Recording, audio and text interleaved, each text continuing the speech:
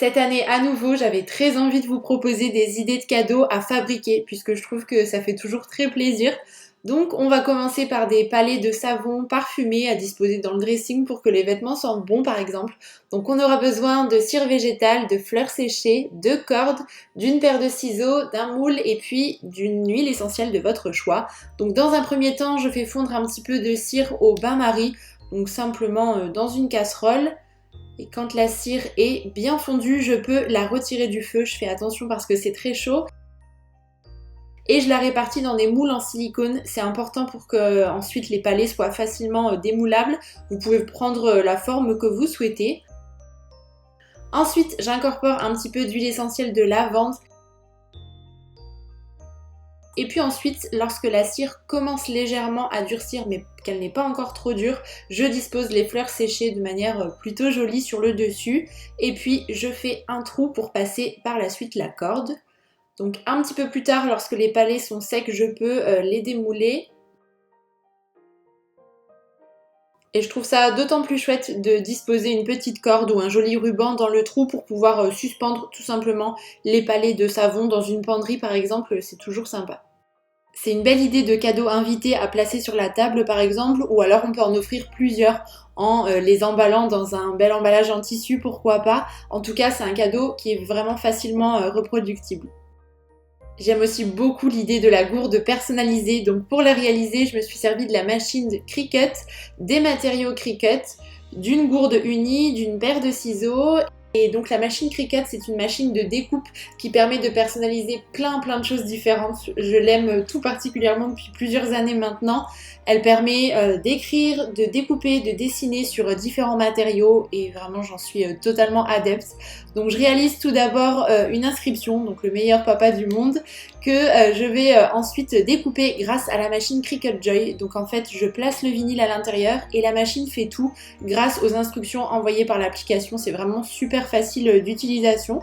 Donc une fois que la découpe est réalisée, je retire l'excédent du vinyle blanc et puis avec l'échenilleur, je vais retirer en fait l'intérieur des lettres qui est en trop.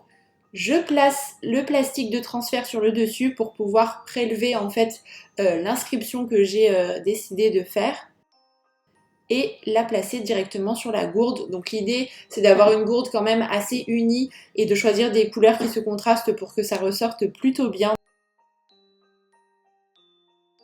Je rajoute aussi le prénom de mon fils juste en bas et là vous pouvez vraiment personnaliser à l'infini, mais je trouve que c'est un cadeau qui fait toujours plaisir, ça permet d'avoir une attention vraiment pour la personne dédiée, c'est pas n'importe quelle gourde. J'ai placé aussi un petit nœud sur l'avant et je trouve que c'est d'autant plus joli. J'ai également personnalisé une petite pochette zip, donc je me suis à nouveau servi de la machine Cricut, cette fois-ci de thermocollant avec la mini presse. J'ai eu besoin d'une pochette neutre, un ruban et une paire de ciseaux. Donc j'inscris tout d'abord le texte que j'ai envie de retranscrire sur mon tissu. Le support est en tissu, donc je vais me servir de thermocollant doré. Je trouve que ça fonctionne vraiment très bien avec la pochette écrue.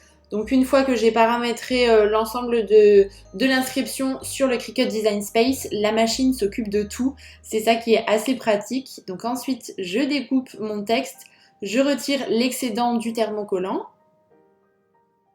À nouveau, j'enlève l'intérieur des lettres qui est en trop.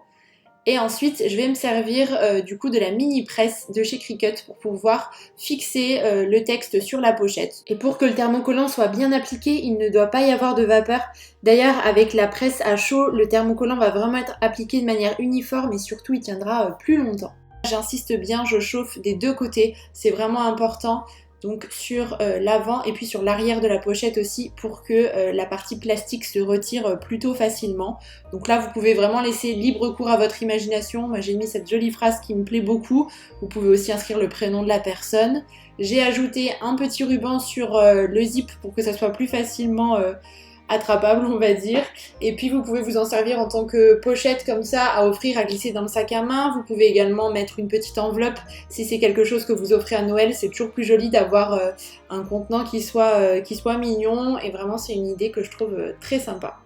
Et alors avec Cricut, les possibilités sont vraiment multiples puisqu'on peut même réaliser des mugs. Je trouve que c'est un cadeau qui est utile et qui fait toujours plaisir dans la mesure en plus où on peut vraiment le personnaliser selon le goût de la personne. Donc l'application met à disposition une bibliothèque avec plein d'exemples, des images pour pouvoir réaliser des mugs, des cartes, etc. selon le projet que vous avez. Donc moi j'ai pris ce design-ci qui me plaisait beaucoup. Cette fois, j'aurai besoin d'un tapis et d'un matériau spécial pour les mugs. Donc il s'agit des feuilles de transfert Infusible Ink. Je coche bien la case miroir, c'est important pour que le transfert se fasse dans le bon sens. Et donc j'ai décidé d'utiliser cette feuille avec un dégradé dans les tons d'orange et de beige que je trouve vraiment joli. Donc vous verrez que la couleur est un petit peu plus peps une fois que c'est transféré sur le mug. Donc dans un premier temps, la Cricut Joy va découper l'ensemble du design que j'ai sélectionné. Ensuite, je retire l'excédent du papier. Je décolle la partie plastique et puis je vais venir coller la partie colorée directement sur le mug. En fait, c'est une feuille qui est adhésive, donc de manière à ce que ça ne bouge absolument pas. Je sécurise quand même un petit peu le tout avec du scotch qui est résistant à la chaleur, donc qui est aussi de la marque Cricut. Et puis je vais me servir de la Mug Press. Donc c'est cette machine qui permet de chauffer et de transférer par la suite le design directement sur le mug. Donc après quelques minutes, le transfert c'est fait, donc je laisse bien refroidir la tasse sur le support et ensuite je peux délicatement retirer la feuille adhésive. Et c'est déjà terminé, on peut vraiment personnaliser le mug en inscrivant par exemple le prénom de la personne à qui vous l'offrez ou une citation qui lui parle, pourquoi pas. Et pour info, la tasse passe au lave-vaisselle et au micro-ondes puisque la matière rentre vraiment dans la céramique.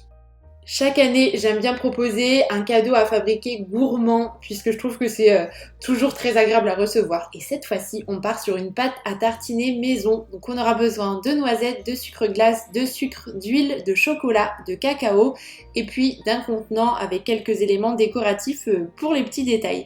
Donc dans un premier temps, je vais venir torréfier les noisettes dans le four tout simplement à 180 degrés. Je vous mettrai toutes les quantités dans la barre d'informations comme d'habitude. Et en parallèle, en fait, je fais un caramel à la poêle, tout simplement. Je rajoute une petite pincée de sel et ensuite je dispose le caramel dans un plat, en fait, sur une feuille de papier sulfurisé. 20 minutes après, les noisettes sont torréfiées, donc je les roule entre mes mains pour retirer, en fait, la peau. Et lorsque le caramel a refroidi, je vais le casser en morceaux de manière assez grossière. Ensuite, il faut avoir un bon robot pour pouvoir réaliser cette recette. Donc je mets la moitié des noisettes avec le caramel cassé en morceaux et je vais mixer le tout. Il faut le faire pendant vraiment un long moment de manière à obtenir une pâte de noisettes au caramel. C'est vraiment le fait de mixer pendant longtemps qui vous permettra d'obtenir une belle texture. Je réserve la préparation de côté et je vais mixer le reste des noisettes avec le sucre glace cette fois-ci. Et on obtiendra une belle pâte de noisettes sucrée à laquelle je vais ajouter le chocolat au lait fondu et puis le cacao. J'incorpore également la première pâte de noisettes qui a été mixée avec le caramel, donc je mélange le tout. Vraiment à puissance maximale pendant un bon moment pour que la pâte soit bien homogène. Donc on obtient une pâte à tartiner assez liquide, gourmande, bien sucrée, mais vraiment elle est absolument délicieuse. On ressent bien le goût de noisette et vraiment j'en suis absolument fan. Une fois que la pâte à tartiner est prête et placée dans le pot, je le décore simplement, donc je mets un joli ruban. Je glisse l'étiquette craft sur laquelle j'ai inscrit pâte à tartiner et puis je décore un petit peu donc avec un autocollant. Je trouve que c'est un cadeau qui fait toujours très plaisir. Si vous avez une personne gourmande parmi vos proches, ça pourrait vraiment lui plaire. On ajoute une jolie cuillère et puis on emballe tout ça avec un bel emballage en tissu par exemple. En général, ça fait toujours son effet.